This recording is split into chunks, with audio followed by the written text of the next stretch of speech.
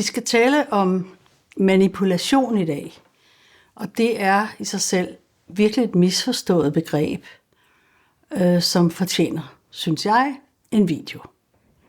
Ordet kommer af latinsk manus og polare, det vil sige at trække eller føre med hånden. I et forsøg på at fortolke det, kunne det defineres som følger. At påvirke en persons tanker, holdninger og handlinger på en ufin og udspekuleret og overtalende måde til ens egen fordel. Egentlig er det et meget vanskeligt begreb, så nærmest ikke lader sig sådan definere eller decifrere, fordi det er så misforstået og i virkeligheden et begreb, der er konstrueret så meget af følelser, en subjektiv følelser, hvordan man ligesom, om man oplever sig manipuleret med eller ej.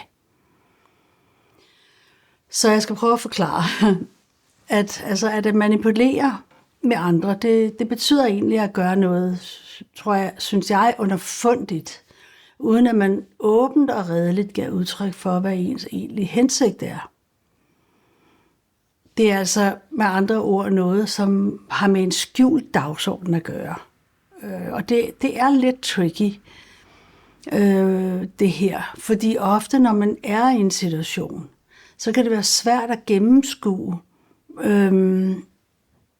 om man bliver manipuleret med eller ej, fordi det er ligesom først bagefter nogle gange, man har en eller anden følelse af, hvad var det egentlig, der skete her? Og det er måske, fordi der er en for hårfin grænse imellem at opfordre til noget, motivere en anden til at gøre noget, som man kan se, de har brug for, eller endnu de har efterspurgt, eller man selv synes er fornuftigt måske, og så ligesom det direkte at manipulere dem til at gøre noget, altså med en skjult dagsorden. Men den der, linje mellem de to ting, den er lidt uklar, og den har meget med følelser at gøre også. Så lad os se, om vi kan finde ud af, hvordan vi ligesom får klarhed over forskellen i det her. Jeg tænker sådan, at for det første så er det vigtigt, at man ikke blander sig unødigt i andres liv, medmindre man har fået et mandat til det. Altså man kan ikke bare overfuse folk med ens egen mening.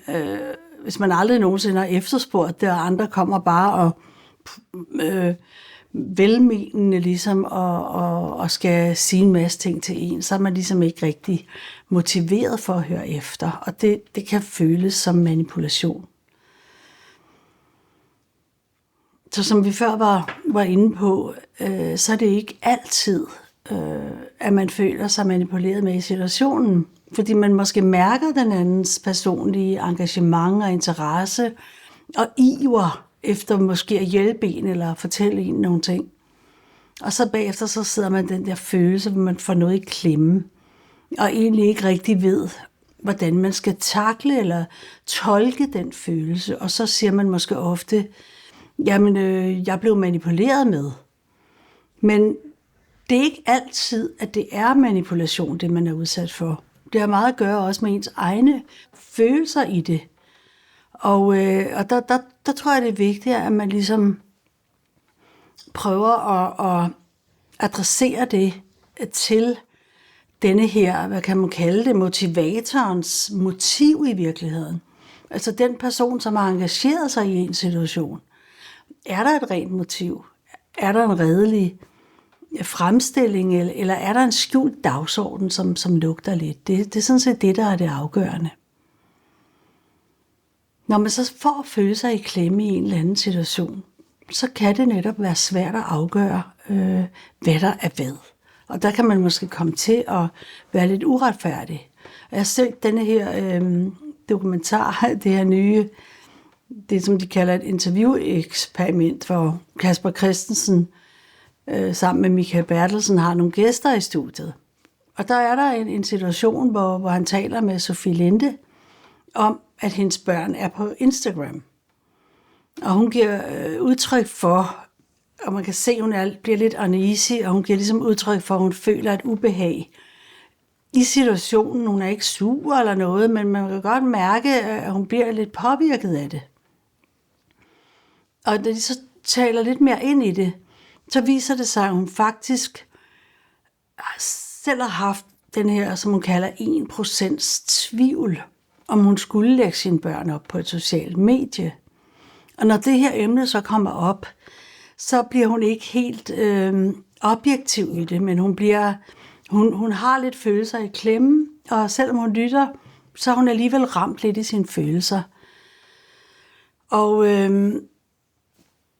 fordi at det er så vigtigt for hende og alle andre mødre, at man gør de rigtige ting med ens børn. Så hun udtrykker det også selv sådan her, altså jeg er rimelig meget på barrikaderne, når det gælder mine børn. Men det er faktisk en meget interessant situation, fordi man kunne godt spørge, blev hun ligesom manipuleret med her? Fordi det var ubehageligt, fordi hun følte, at der var et eller andet, der ligesom måske overskred hendes grænser lidt, det ved jeg ikke, men i hvert fald en følelse, som gjorde, at hun kom lidt i indre uro. Men jeg synes ikke i den her situation, at hun blev manipuleret med det, har hun heller ikke selv sagt. Jeg tager det bare ind som et eksempel her, fordi jeg synes, det er interessant, om der var en skjult dagsorden fra Kaspers side. Og det er jo egentlig et godt eksempel, fordi det er der jo i de fleste dokumentarer. Men her, der kan man ligesom mærke, jamen, der er en redelig samtale, og hun bliver inviteret ind på de præmisser, at det her kommer til at gå lidt tæt på. Og de snakker så om nærmest hvad som helst, som ligesom kommer op, og det bliver lidt hudløst. Og der kunne man jo godt spørge, var det her en ubehagelig situation, hvor hun ligesom blev manipuleret ind i noget, hun ikke ønskede?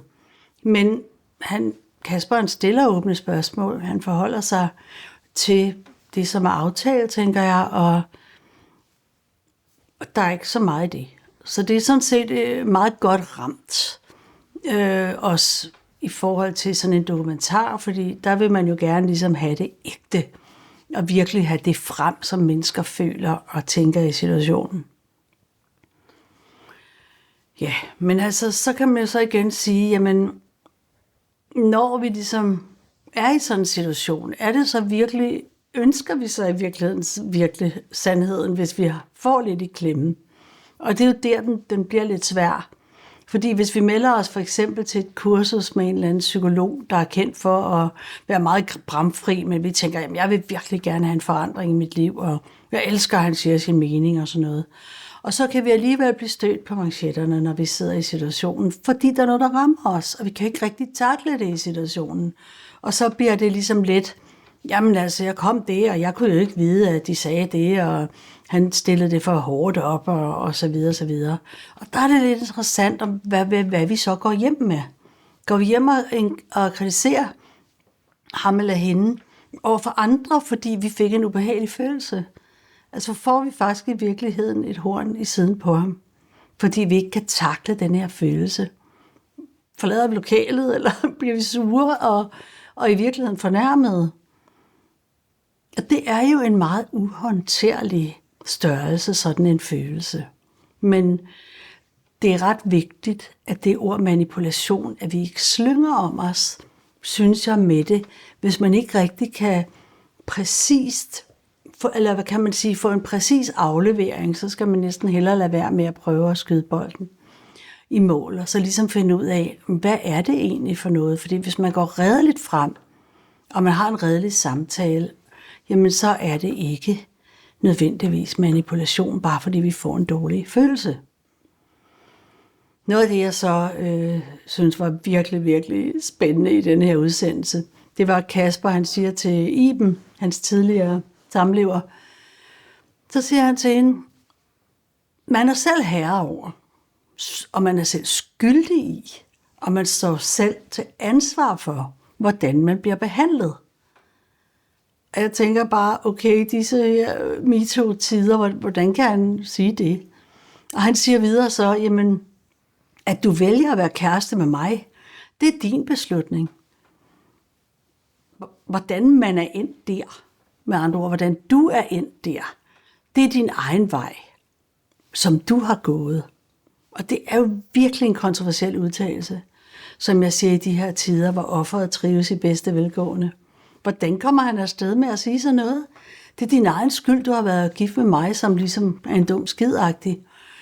Jamen, det er jo ikke en normal måde at tage sådan en snak på, men jeg synes egentlig, det er meget forfriskende, fordi hans pointe er, at vi har ansvar for vores egne handlinger. Og jeg tænker egentlig, at han er kommet afsted med det her, fordi han egentlig er så folkekær, som jeg tror, han er. Og Iben, hun tager det også i stiv arm, og hun må sådan set give ham ret. Altså i øjeblikket kan det godt være, at hun bliver lidt overvældet og tænker, jamen det har du da ret i. Selvfølgelig skal jeg tage ansvar for mit eget liv, men hvordan har hun det, når hun kommer hjem og ser programmet igen og igen? Det kan godt være, at hun bliver en lille smule pikeret og tænker, okay, det var da lige lidt af en udtalelse. Og det er jo et rigtig godt eksempel, fordi blev hun manipuleret med, hvis vi skal holde os til det her emne? Det gjorde hun jo overhovedet ikke. Fordi Kasper, han sagde det bare så lige ud. Altså, what you hear is what you get. Og det er bare lige fra Carsten Bell. Hårdt og brutalt. Det er sådan her, det er. Så når vi beder om folks ærlige meninger, og vi har sådan en snak, jamen, så er det jo et spørgsmål, hvordan vi så reagerer. Om vi ligesom står af i processen. Så jeg tænker, uanset hvilke situationer vi kan befinde os i, af sådan en karakter, der vil det altid være vores eget ansvar. Hvis vi lader os manipulere, der skal man bare sige fra, og bare sige, det der, det skal du ikke sidde og sige til mig. Eller skal man bare tage imod det, der bliver sagt, det er jo også en mulighed. Det er alt for nemt at tage offerrollen på sig og udråbe en anden til at være synderen. Der tror jeg bare, at man må lære af situationen og blive klogere til næste gang. Sådan er livet.